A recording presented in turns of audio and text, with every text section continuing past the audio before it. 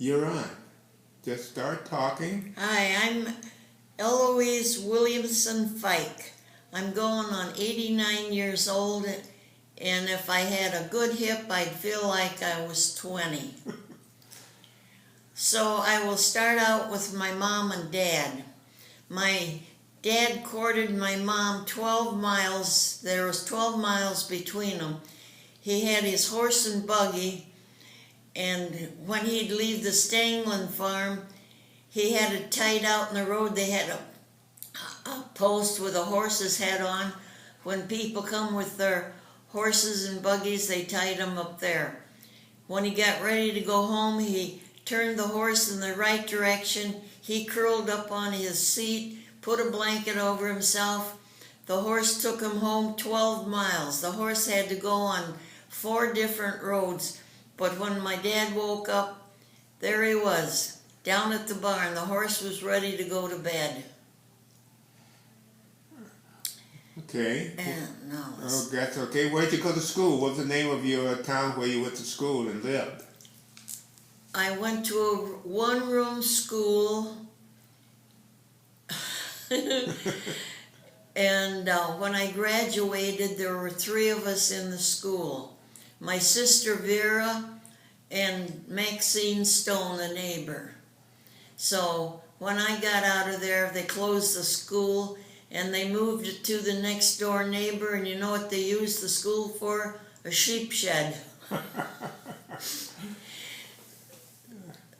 We used to play handy-eye over at the school. We had a rubber ball, and we'd have even amount of people on each side of the side of the school, and we'd throw the ball over. If they caught it, they could come around and tap one of us, and then we'd be out and see who lasted the longest. And we also had a cob house that we'd have to carry the cobs into the schoolhouse to warm the building. The stove was up close to the teacher. And recesses, we'd go out and climb up in the cob house and sit on the cobs and sit and tell stories. So one day we went out there, and I was in 1st grade, and this 8th grader was at the very top of the pile of the cobs. He says, "Eloise, come and sit here by me, right here by me." I thought, boy, was that ever something, a 1st grader sitting next to an 8th grader. He must really like me. So I went up and turned around and plopped. He said, "Right here, sit down."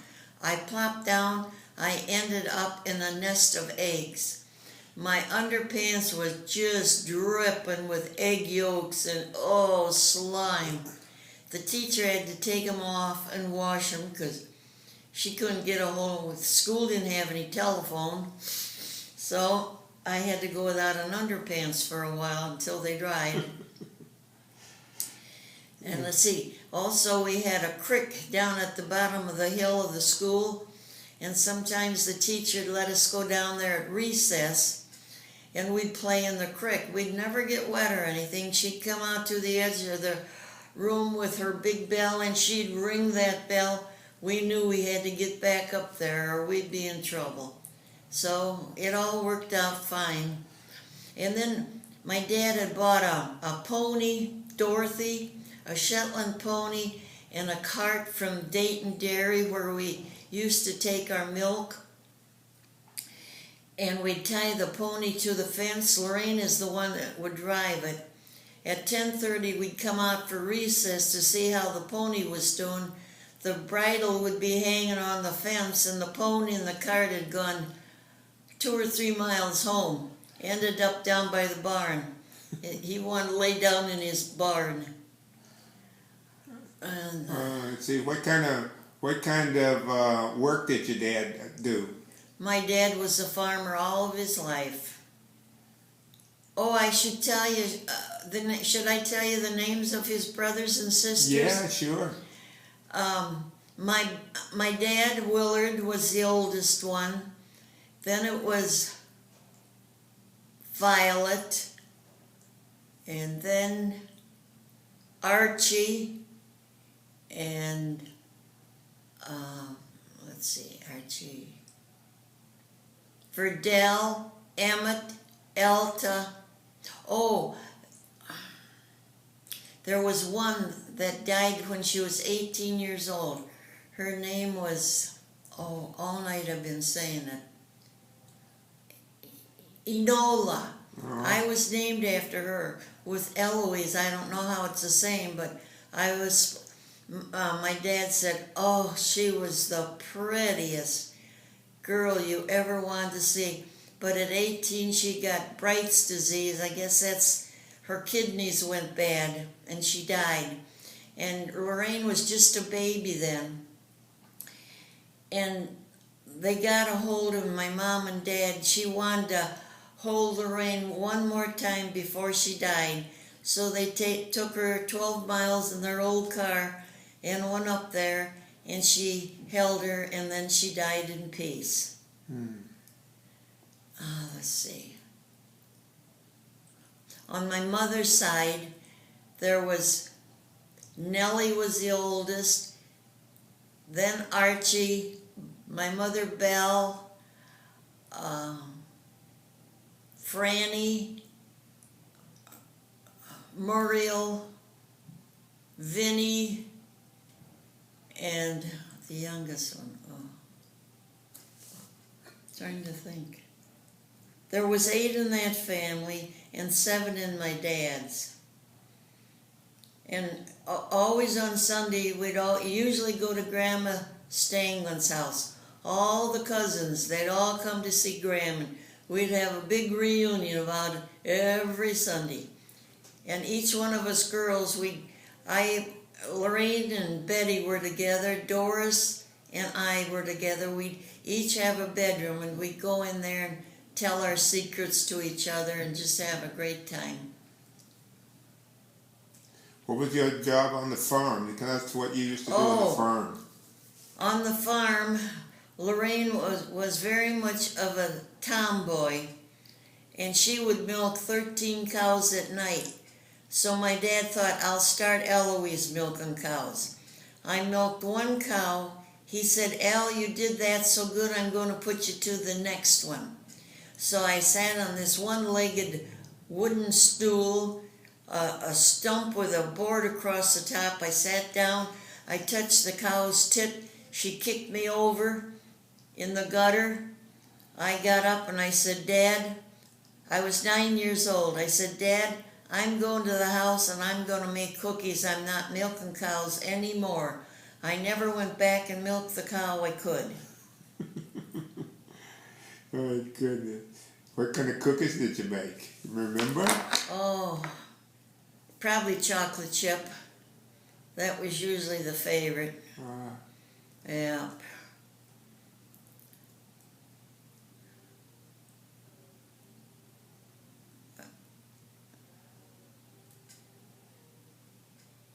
Oh, when I lived on moved down the road, we first lived on the Grove place.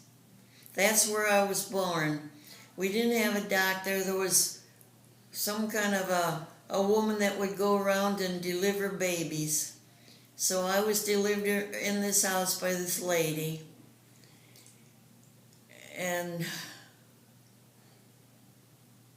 I think I lived, Lorraine went to school there. I'd walk down the lane and stand at the road, and the teacher'd come by in her old Essex car and pick Lorraine up and take her. It was about 2 or 3 miles to school.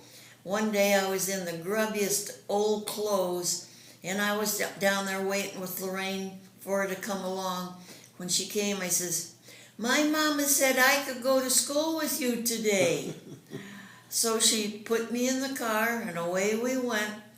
Pretty soon, Mom went out looking for me, and my aunt, Uncle Marvin and Aunt Mill lived in the next farm down. She called Mill. Mill, I can't find Eloise anyplace. She says, Belle, she was in the car with the school teacher. They went by here. I saw them. So my dad was out in the field. Mama had to get him and come and get me, and they came in the car, and here I was sitting in the seat with an 8th grader. Boy, I felt like I was really important. And here I was in these old grubby clothes. He didn't want to let me go. They were having fun with me. But they took me home, and I didn't try that stunt again. Did your dad? How did he make a living? How did He always had milking cows. Okay. And every night after he'd put the milk in big milk cans, and then us kids would sit in the back seat and hold on to the cans so they wouldn't tip over when he was turning corners to different roads to come to Dayton Dairy to deliver the milk.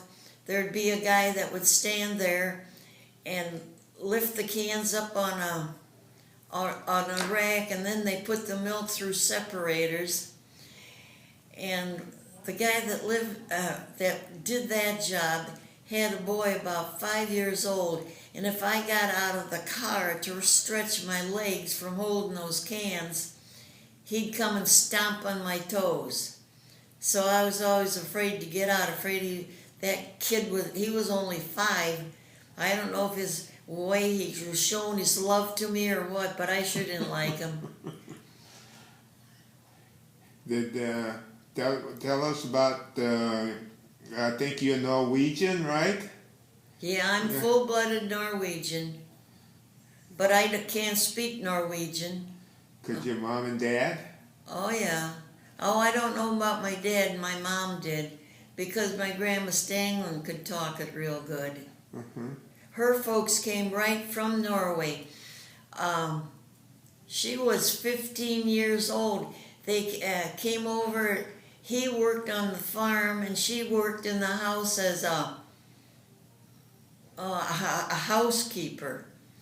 And she was 15 at the time, and he says, "Bertha, when you get old enough, I'm going to marry you." And he married her at 15. She was 15 when they married? Yeah, my grandpa and grandma. What was her name again? Bertha Stanglin. Well, that was his name. Bertha Danielson, I think, was her maiden name, yeah. And they married when she was 15. Wow. They had 8 kids. Nellie, did I tell you that? No. Nellie, Belle, Archie, Franny, Muriel, Verna, and Vinny. 8 of them. Well, Belle is your mom, right? Yeah. She was the littlest one. She was 4'10". Wow. And now she's got a grandson that's 1 inch under 7 foot. Wow. Troy Fike, Randy's boy. Uh-huh. And he's got a brother that's 6'4", Ian. Okay. And here's their great grandma, 4'10". Were there any tall people on your side or on your mom's side, I mean? No, my mom's side, they were shorter. My dad's side was the tallest, but nobody was really over 6 foot. Oh. I don't know where the height came from. It could have been generations before that. How long did your father live? How old was he when he died? Well, he was in a farm accident. I think he was 56. Lorraine and Bill had bought a new car, and they came out to the farm to show the folks their new, it was brown and tan. I don't know what kind of make it was, but it got to be 5 o'clock, and my dad, he'd promised my mom he was going to take her into Ottawa to a ladies' aid at Tressa Nelson's. It was 5 o'clock, and he was always milking cows by then.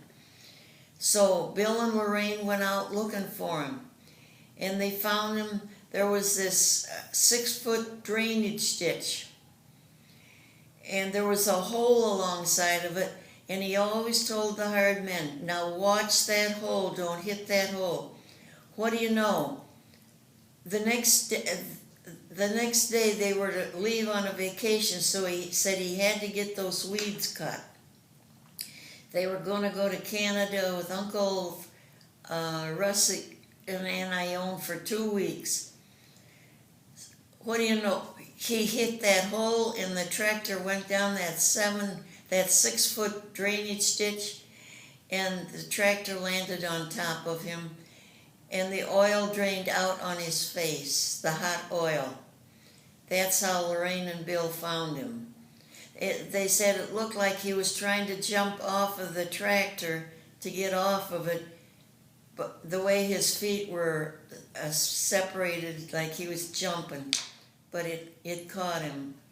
And he was such a good guy. He was good to all of us. What was his name again then? Willard. Willard. And I stayed with Mom that night and massaged her back. And at 5 o'clock in the morning, she jumps out of bed. I gotta get those cows milked. I gotta get those cows milked. The barn was full of cows. So I think some neighbors heard that my dad was killed. So they came over and helped her get the cows milked for about a week. And then Vera and Bob were living over in Wedren on a farm that Daddy had bought. So they left that farm and moved in where my mom and dad were, because they had to get all those cows milked all the time. So that's what they did. Did you milk all the cows by hand, or did you have a machine? I milked them all by hand, and the last year or two, milking machines came in. You put these electric milkers on each tit, and it would pump the milk out of the cows. That's when it was easy. Tell us about school. How in the world do you conduct school when you have 8 grades in one room? How do you do that? Well, when we'd come up to the front seats in the school, and she'd be teaching us there, and the rest we'd be sitting in the back studying for the next class that would be going up. That's all we ever knew, and it went real good. Oh boy. And at 11:45 every day, she would fill her little teapot and set it on top of the stove, so we always knew it was about lunchtime, because she was getting her water hot to make her tea to eat with her lunch, the teacher. What did you guys have for lunch? Did you take your lunch? Oh, we had dinner pails. Oh yeah, Mom had to pack 3 lunch pails. Yeah. She always had something good in it, sandwiches and something she baked, and fruit usually. Let's see. Can you remember anything else about school? Any other fun things you did? Any picnics you went on? Oh, we went on a picnic that was on a farm that my dad lived on, and it had a real steep hill. I was 6 years old, and the teacher laid down on the top of the hill, and me alongside of her, and we were going to see who could get down to the bottom the quickest. The big teacher, a little tiny Eloise. I can't remember who made it first, but that was fun. Okay. When you left that one-room school, where did you go to school from there? From there, went to, when they closed the school, then we went to Dayton, and we had to walk. It was at least 2 miles. We'd cut across the fields, and in the wintertime, the snow would be clear up over the top of the fence posts, and we'd walk along, and every once in a while we'd hit a fence post. The snow was that high, but we didn't think anything of it. My dad was too busy to stop his farm work or milking the cows to take us to school, so we never thought, we knew we had to walk to school. So we did it, rain or shine. How many people were in your class when you went to Dayton? Oh, there was probably 10 or 12 in each class. And once you left Dayton, where did you go to school after that? Then after that, we went to Ottawa High School. And Daddy didn't have time to get us there, so we bought a nice 42 Chevy and I was to drive that to high school. So I took Vera, my sister, and Maxine Stone, and I always parked in front by the front door.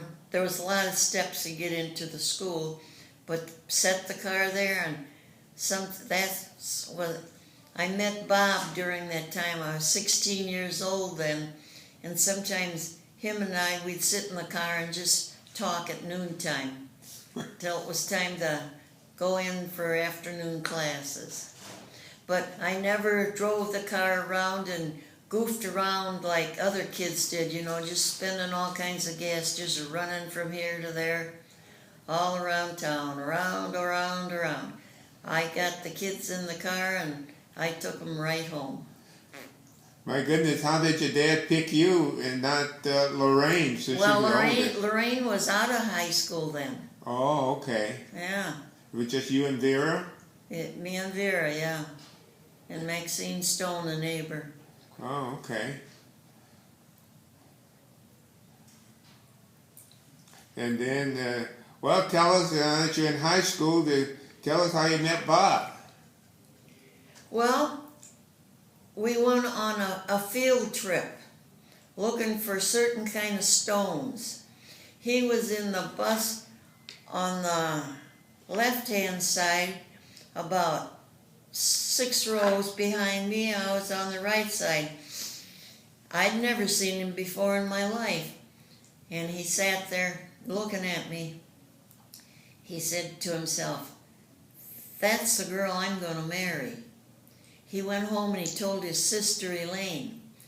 So she got real friendly with me because she liked me too. So she'd, on weekends, Bob was working at the shipyards. After he got out of high school, he went to Seneca and worked for a year building ships for the war. It was called the Seneca Shipyard. So after he was there a year, he decided he was going to join the Marines. So he came home and he joined the Marines, and he went to North Carolina. He bought a motorcycle when he was down there. He had a 3-day pass, so he thought, I'm going to come home and I'm going to do something special. So we were downtown. He came home, got home Friday. He drove 24 hours to get there, and he had to drive 24 hours to get back, or he would have been AWOL, is that what you call it? Mm-hmm. And so we were downtown. We were walking by a jewelry store. He says, "Let's go in and get you a birthday present." It was in September. So we went in, and the first place he goes to is to the diamond rings. I thought he was going to get me a watch or a common ordinary ring. Here he went for the diamonds. And when we came out of there, where was the first place he wanted to go? We got in the car and he headed out to my folks. He wanted them to know the first thing that we were engaged. He was in the service 3 years. He came home April 16th, and on the 17th we set our date. We would be married June 16th. So Mom made 4 of the girls' bridesmaid dresses, all in, each one had a different pastel color. Lorraine, Vera, Millie Wallum that I lived with, and Eleanor Wallum, she also lived with us. So the day we got married, we couldn't get married in the daytime because my dad had all these cows he had to milk. So we set it for 8 o'clock at night. At 8 o'clock at night, the temperature was 108 degrees. It was so hot, and the church was so full. People were standing, the seats were full. They were standing all around the edges. After we got in, they filled in the aisle, coming up to the altar, and down the steps going outside down the steps in the front of the church. They couldn't all get in the church for my wedding. And it was 108, and it was so hot in there. Men that had like navy blue suits on, they sweat so much the color blue of their suit came out on their white shirts, and the back of their shirts were all blue. And when we were kneeling at the altar, Bob was so hot. The sweat, we've got a picture of him, the sweat was dripping off his chin on the altar, and it took a great big round spot of varnish off of the altar. It was there until they took the altar out of the church. And Mom had fixed, for the ones she'd invite, I don't know how she could have fed all those people that came to the wedding, but she'd fixed all the fancy food, and I had a big fancy cake in the church basement. That's where the reception was. So that was our wedding day. What was the name of the church, Nana? Trinity Lutheran. Trinity Lutheran. Do you remember the name of the pastor that married you? Oh, man. It was either Nelson or... I think it was Nelson, yeah. And then the church got too small, so they kept collecting money, and they went out the door, went up the street on Chambers Street, and built a new church up there on a hill. My dad dug the first shovel of dirt to build the new church, and it had a whole lot of colored glass in the front and the sides of the church. And about 10 years after Daddy died, she paid for all the colored stone windows. Did Bob That's where we got married. got married? No, that's where my dad was buried from, and that's where Bob was buried from. This new church. Yeah. And your dad dug the first shovel of dirt? Uh-huh. To build it. Okay. He gave a lot of money for it, too. Did Bob have a motorcycle when he was in high school? Yeah. Tell us about it. Oh, he had a motorcycle, and we didn't have any way of going anyplace because back in those days, girls didn't wear pants, and it was kind of impossible to wear a dress on a motorcycle. So Mom got out the catalog and went through the catalog, and the only kind of pants she could find for me was jodhpurs. They were for riding horses. They had sort of a bulge on the side of the hip. So she got me a dark pair of green ones of those, and I'd wear those riding the motorcycle. Did your parents mind you riding a motorcycle? No, They weren't afraid? they never said one word. Everybody said, "You mean your folks will let you ride that motorcycle? Mine wouldn't do that." I said they never once said a word. They trusted him. What did when Bob finished high school? Where did he work again? He worked in Seneca shipyards, building big ships for the war. Okay. And what He year? worked there a year. Uh-huh. Well, we graduated in 42, so he worked there. Oh, the night of graduation, I thought we'd go out on a date, but I came out of the school building. There was his dad, Delbert Fike. I says, "Where's Bob?"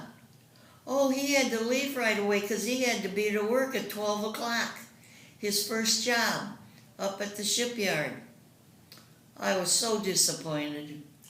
I expected a date with him after graduation, but that's how it went. He had a job. It was hard getting jobs back then, so he took it. What year did you graduate? 42. 1942. And married in 46. Were you and Bob in the same class, right? Yeah.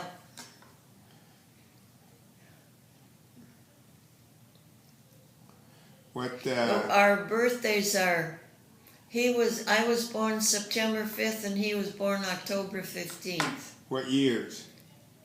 What year? 1924. 1924. Both of you in 1924? Yeah. Okay. Well, now, when Bob came back and you guys got married, where did Bob go to work after that? Oh, he didn't, he'd worked at the shipyard, so he hadn't tried anything else. So he went downtown and he went in this store. It was a sheet metal shop where they put gutters and big pipes places. So they hired him right away. They took him in the back and asked him all kinds of questions, and every answer he'd give them, or they'd have him measure different things, and it would turn out right, so they hired him right away. So he worked there,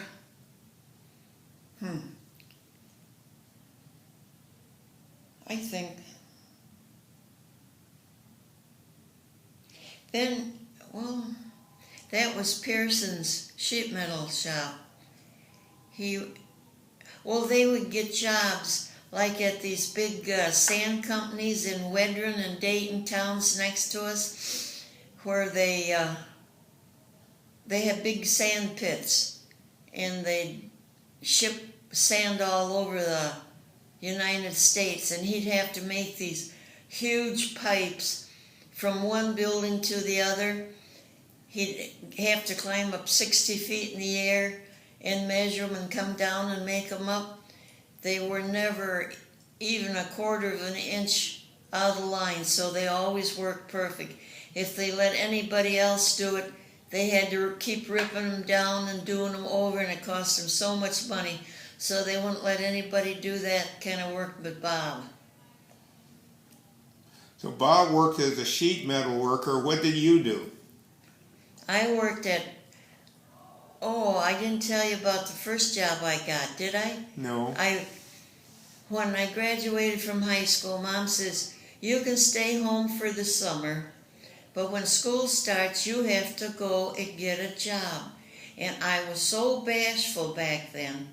I thought, go and ask somebody for a job. How can I do that? So, first day of school, Mom sent me out. I went to town. I went into Klein's department store. I asked them for a job. They hired me right away. For 48 hours, I got $9.40. So I was there about a year, and a man from Montgomery Wards worked in the basement there selling big truck tires and all kinds of big tools and stuff. Don Stevenson. I didn't know him. I'd never seen him. He walks into Klein's one Saturday night. He says, what do you make working here? I said, $9.40. If you come and work at Monkey Ward's, we'll give you $20 for that time. So I went right away. And I worked there until even a year after I was married, I was still working there. I found out I was pregnant the day of our first anniversary. Well, then I started throwing up and real sick, so I had to quit work. But then they'd keep calling me back at Christmas time and Easter time and places when they sold a lot of clothes. And Bob would let me go, and I had Rhonda one of those times, and she'd be 3 months older. If I'd go to club at night, I'd come home, he'd be sitting there feeding her pablum. They were having a great time. Could you tell us how you became a seamstress? How did you learn that? Oh, when I was in Klein's, they sold a lot of girdles and bras that had to be fitted. There was one lady that did that, Flossie, and she'd pin it all up, and they knew I could sew, so they had a sewing machine up on a balcony where the owner of the store was. He stood up there and watched everybody. and I had to be up there sewing next to him. So every one of those girdles and bras turned out perfect for the people. So my cousin Dora Stainman thought, she thought she was a real good seamstress. She was going to take that job away from Eloise.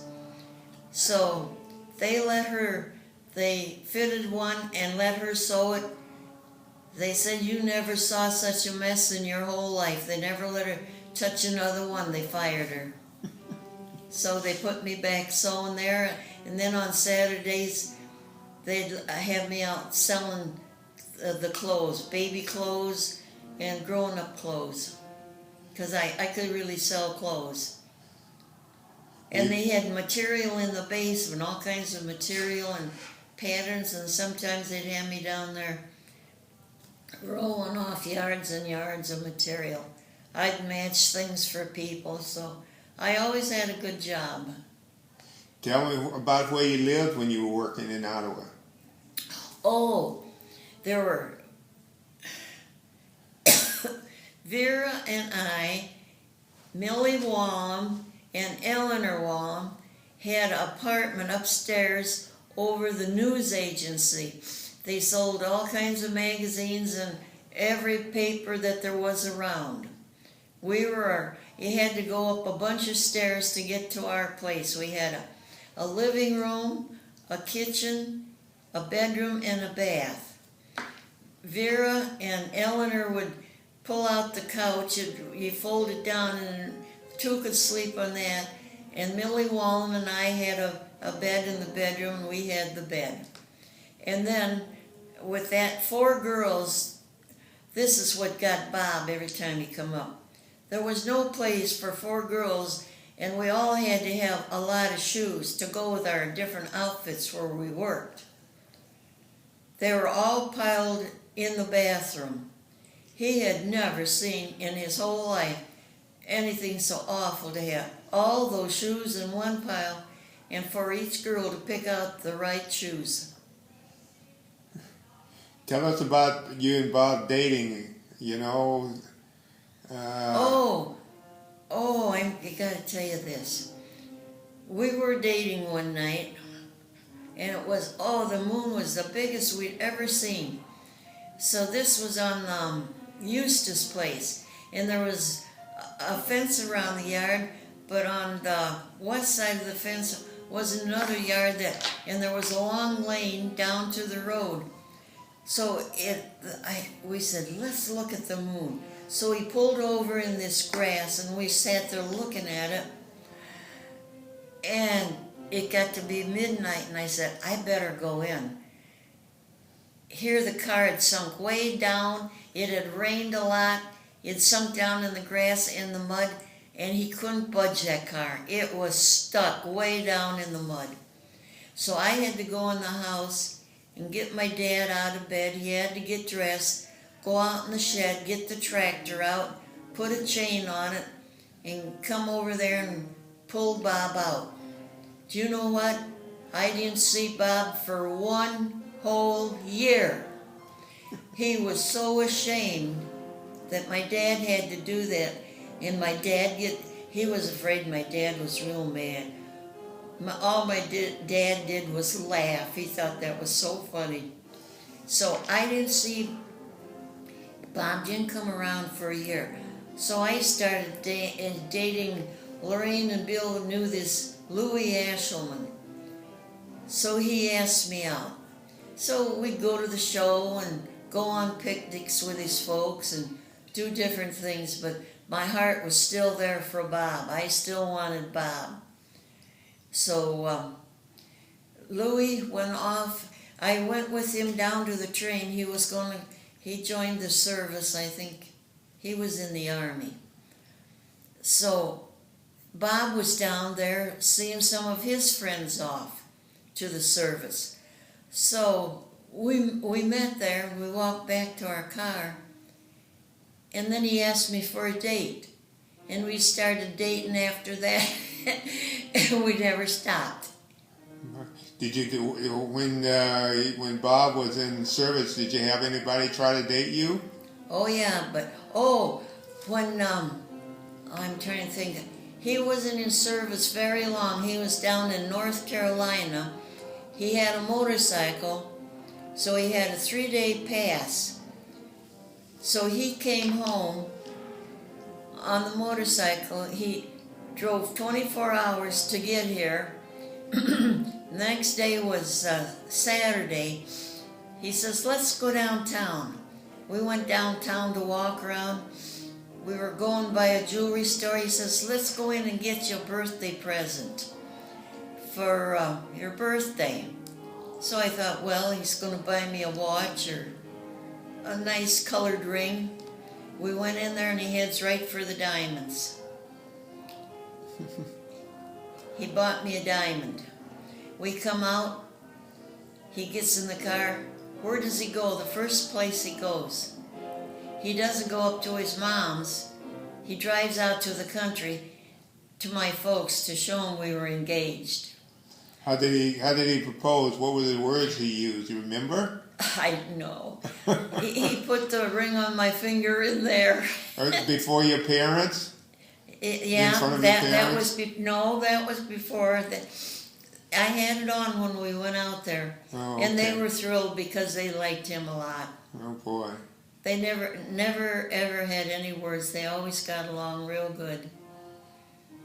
Yeah.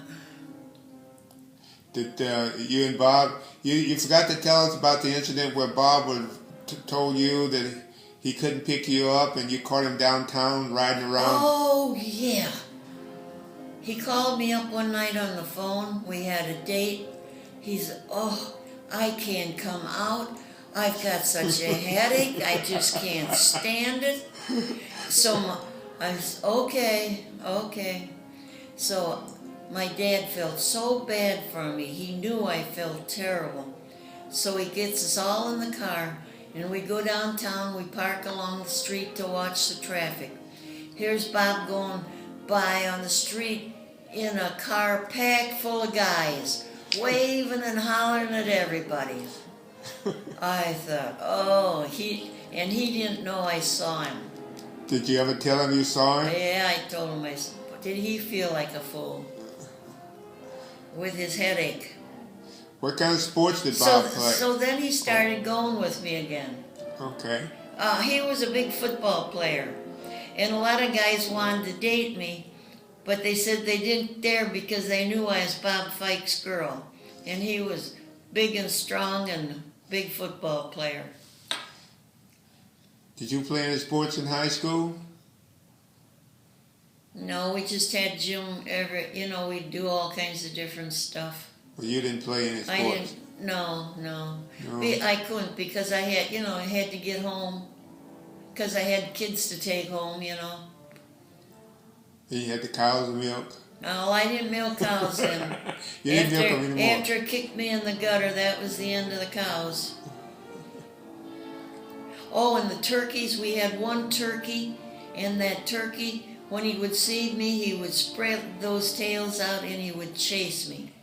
And it was always my job to get the eggs at night. We had, they were called chicken houses, and they had great big long rows of chicken nests, and each chicken knew which nest they belonged in. So I'd have to take a pan and go in and stick my hand under the hen and take out the eggs, and every time I'd stick my hand under, they'd take and peck my hand. They didn't want me taking the eggs. They felt like they were going to hatch them, for babies. Mm-hmm. So I had that job of getting pecked at, and the turkey chasing me. Well, it looks like we're running out of power, Nana. We've been talking 44 minutes. You realize that? Okay. So we're going to have to do it. We'll have to continue here next Wednesday, okay? Okay.